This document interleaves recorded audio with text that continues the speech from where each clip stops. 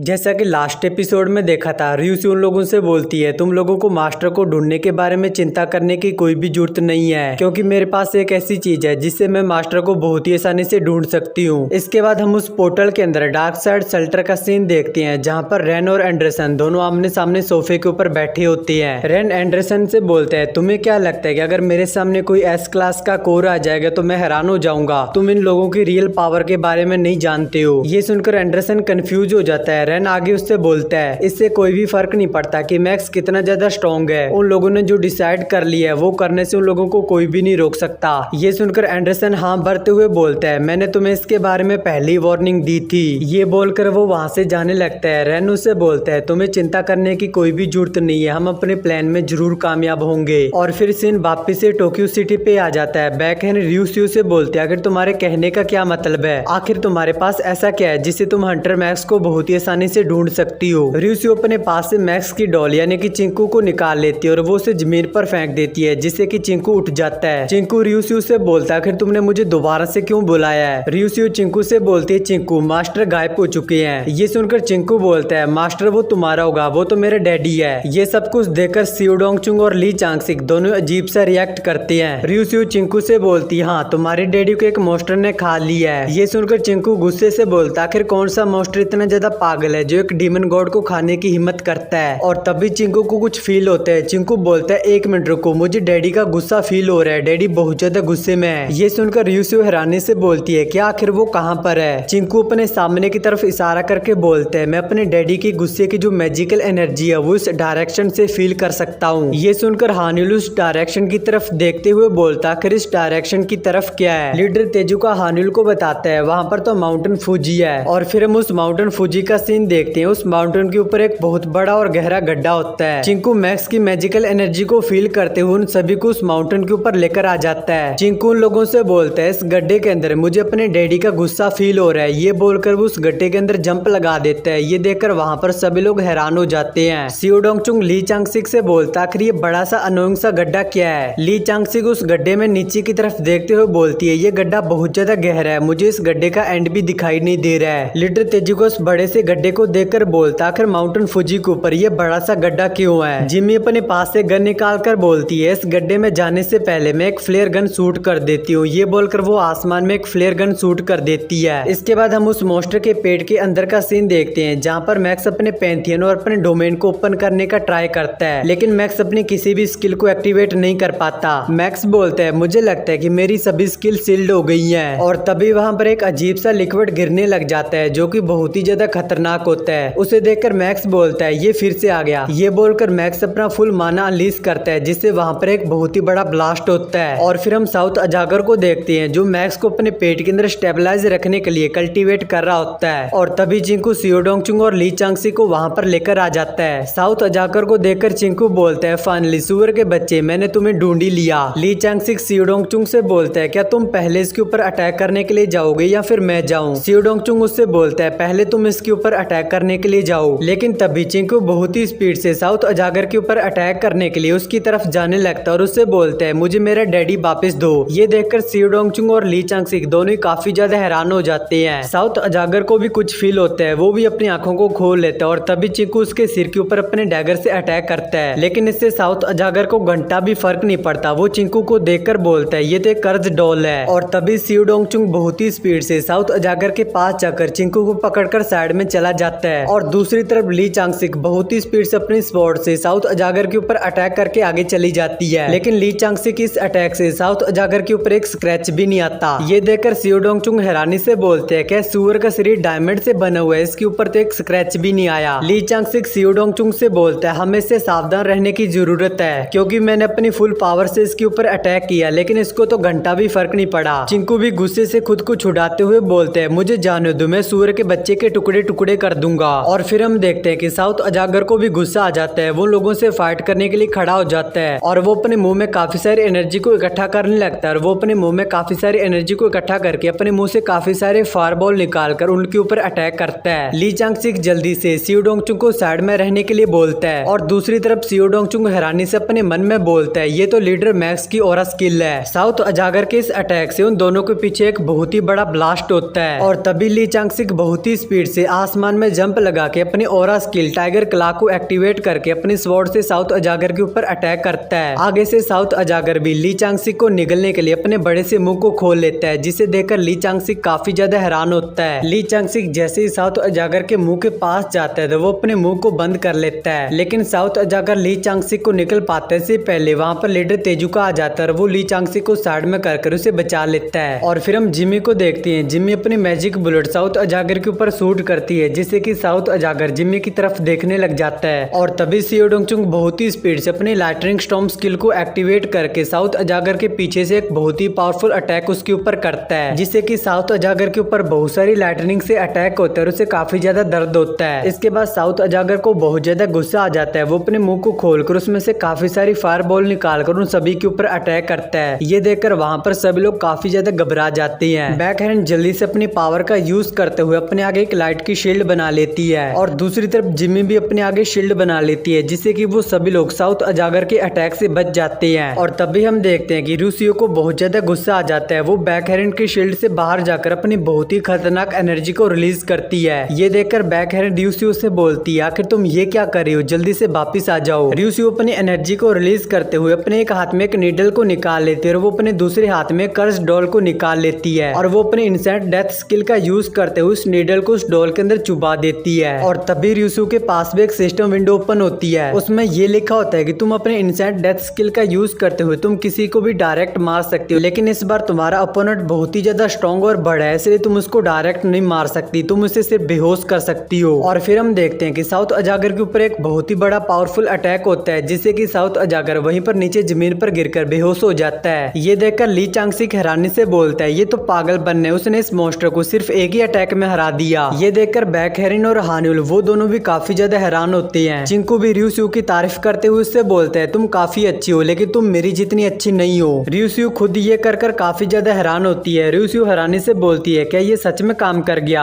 इसके बाद scene change होता है, फ्लाडेन का सीन देखते हैं। वहाँ पर जितने भी इंसान होते हैं मॉन्स्टर उन सभी के माइंड को कंट्रोल कर लिया होता है और वो सभी इंसान पागलों की तरह हरकतें कर रहे होती हैं। और तभी हम वहाँ पर दो मॉन्स्टरों को देखते हैं। एक मॉन्स्टर दूसरे मॉन्स्टर से बोलता है चीफ आप इन सभी इंसानों को मार क्यों नहीं देते। उसका चीफ उससे बोलता है यहाँ पर जितने भी लोग हैं सभी की इतनी भी औकात नहीं है कि वो लोग टाइटन की रिकवरी के लिए सेक्रीफाइस हो सके। और तभी हम एक बिल्डिंग के ऊपर से काफी सारे मैजिकल दागों को देखते हैं जो सीधा नीचे की तरफ आ रहे होते हैं और वो मैजिकल दागों उन लोगों को आकर लगते हैं और वो लोग किसी के कंट्रोल में आ जाते हैं और वहाँ पर अफड़ा दफड़ी मच जाती है। वो सभी लोग जो कंट्रोल में आ गए थे वो सभी लोग भागते हुए सीधा उन मॉन्स्टरों के ऊपर अटैक कर देते हैं। आगे से वो मॉन्स्टर भी बहुत ही आसानी से उन सभी बंदों को मारे होते हैं, लेकिन वहाँ पर बहुत सारे बंदे होते हैं जिससे कि इनको थोड़ी बहुत दिक्कत आ रही होती है। एक मॉन्स्टर बोलता है ये बेवकूफ इंसान, इनको तो ये भी नहीं पता कि थरकोर की एनर्जी को किस तरह से कंट्रोल किया जाता है, फिर ये लोग अचानक से हम पर अटैक क्यों कर रही है। और तभी हम वहाँ पर एक बंदे को देखते हैं, उसकी बॉडी पूरी तरह से लावा की बनी होती है। वो एक मॉन्स्टर को टच करता है और वो दर्द में चिल्लाते हुए खुद की बॉडी को ब्लास्ट कर लेता है जिससे कि वो मॉन्स्टर और वो बंदा दोनों एक साथ मारे मारी जाती है। और तभी उन सभी मॉन्स्टरों का चीफ बोलता है इन सभी कमीनों को कोई ना कोई कंट्रोल कर रहा है, जल्दी से उस अवेकनर को ढूंढो जो उन सभी को कंट्रोल कर रहा है। और हम देखते हैं कि वहां पर काफी सारे बंदे अपनी बॉडी को ठीक इसी तरह से ब्लास्ट कर लेते हैं जिससे कि उनके काफी सारे मॉन्स्टर मारे जाती है। तभी वो चीफ अपने पीछे ऊपर की तरफ देखते हैं तो वहां पर एक बंदा अपनी पावर का यूज करते उन सभी बंदों को कंट्रोल कर रहा होता है। और हम देखते हैं कि ये एंडरसन होता है। वो मॉन्स्टर चीफ भी एंडरसन को देख लेता है और वो गुस्से में जंप लगाकर सीधा एंडरसन के पास जाकर उसके ऊपर अटैक कर देते और उससे बोलता है मैं तुम्हें मार दूंगा। लेकिन वो मॉन्स्टर एंडरसन को मार पाते से पहले एंडरसन अपनी माइंड कंट्रोल स्किल का यूज करते हुए उस मॉन्स्टर को भी अपने कंट्रोल में कर लेता है। एंडरसन अपनी खतरनाक एनर्जी को रिलीज करते हुए उस मॉन्स्टर से बोलता है अब जाओ और तुम्हारे जितने भी साथी और तुम्हारा जो कमांडर है उन सभी को मार दो। इसके बाद व्यू चेंज होता है। सीन मिया खलीफा की तरह छेद वाले माउंटेन के ऊपर आ जाता है जहाँ पर साउथ अजागर बेहोश पड़ा होता है। ली चांगसिक साउथ अजागर को देखकर सियो डोंगचुंग से पूछता है कि ये बंदा सच में मर चुका है। आगे से सियो डोंगचुंग रियूसियो की तरफ इशारा करके बोलता है मुझे नहीं पता, तुम्हें उससे पूछना चाहिए। रियूसियो उन सभी को बताता है कि ये सूअर का बच्चा अभी भी मरा नहीं है, ये सिर्फ बेहोश हुआ है। लेकिन तभी रियूसियो अपने सामने देखकर हैरान हो जाती है क्योंकि चिंकू साउथ अजागर का मुंह खोलकर उसके मुंह के अंदर जाने का ट्राई कर रहा होता है। रियूसियो उससे बोलती है चिंकू आखिर तुम ये क्या कर रहे हो। चिंकू गुस्से से बोलता है मुझे पूरा यकीन है कि मेरा डैडी इसके पेट के अंदर है। रियूसियो चिंकू से बोलती है तुम इसके पेट के अंदर जाकर क्या करने वाले हो। तभी वहाँ पर हान्यूल आता है। हान्यूल बोलता है एक मिनट, इसके पेट के अंदर से जाने से पहले तुम ये ले लो। और फिर हम कुछ टाइम के बाद का सीन देखते हैं जहाँ पर साउथ अजागर को होश आ जाता है लेकिन उन लोगों ने साउथ अजागर को मैजिकल चैन से बांधा होता है। उसे देखकर लीडर तेजुको और ली चांगसिक दोनों हैरानी से बोलते हैं ये सूअर का बच्चा तो उठ चुका है। साउथ अजागर बहुत ही गुस्से में अपने मन में बोलता है जैसे ही मैं यहाँ से आजाद होऊंगा तो मैं इन सभी को मार दूंगा।